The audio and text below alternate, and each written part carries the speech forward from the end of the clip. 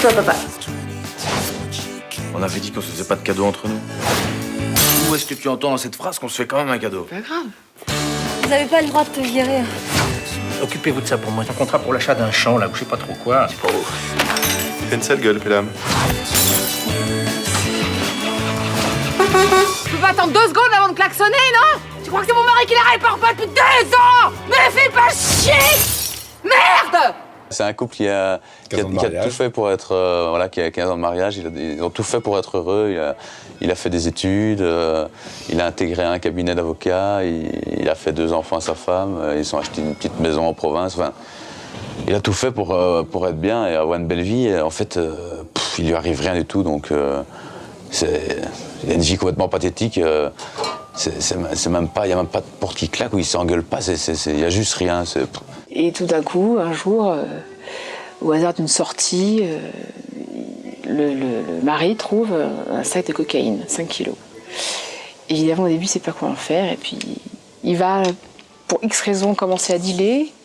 Il se rend compte qu'il a un peu de l'argent facile. Il deal sa cocaïne comme si il vendait des aspirateurs, quoi, d'une manière bien pragmatique. Et il n'a pas du tout le profil du dealer, quoi.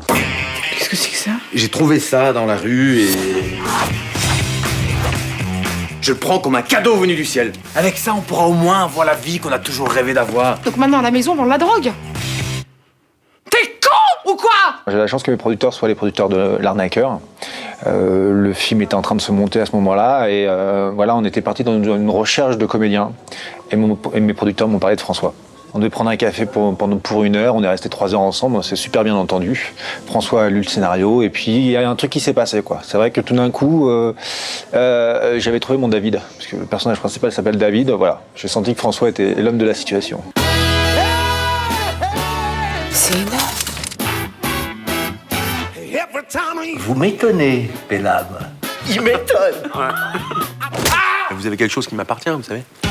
Je peux trouver l'argent, je vous promets, il me faut juste un peu de temps, quoi. Qu'est-ce qu'on fait, David? Qu'est-ce qu'on fait? Je crois qu'il fallait aux urgences aussi. Chaque fois, ouais, Alexandre Kov, le réalisateur, disait chut, laisse l'embrouille chez lui. Et non, parce que j'ai vite une tendance. D'ailleurs, dans les seules impros que j'ai fait, c'était au téléphone, quand je laissais les messages. Et d'ailleurs, on voit mon accent belge qui revient en courant. Et quand je pense comment vous m'avez pris la tête pendant des heures sur tous les dangers de la drogue. Excusez-moi de vous déranger, mais il faut que je te laisse le dossier des stupes dont on a parlé. Mais va me balancer, j'en ai rien à foutre, de toute façon t'as aucune preuve. Je joue un personnage qui est assez droit, qui est très dans la maîtrise, dans la manipulation. C'est un opportuniste, c'est le moins qu'on puisse dire. C'est un carriériste, il est très ambitieux. Il représente un petit peu tout ce que David Pelham, le personnage de François Damiens, déteste, en même temps aurait voulu être. Donc je pense qu'il cristallise beaucoup de frustration pour le personnage de David Pelham. Et voilà, du coup il y a un rapport un peu comme ça qui s'installe entre les deux, qui en plus sont mis en concurrence par leur patron, qui est joué par Nicolas Marié, puisqu'il y a une position d'associé qui va être disponible. Et voilà, donc il y a voilà, le merveilleux monde de l'entreprise.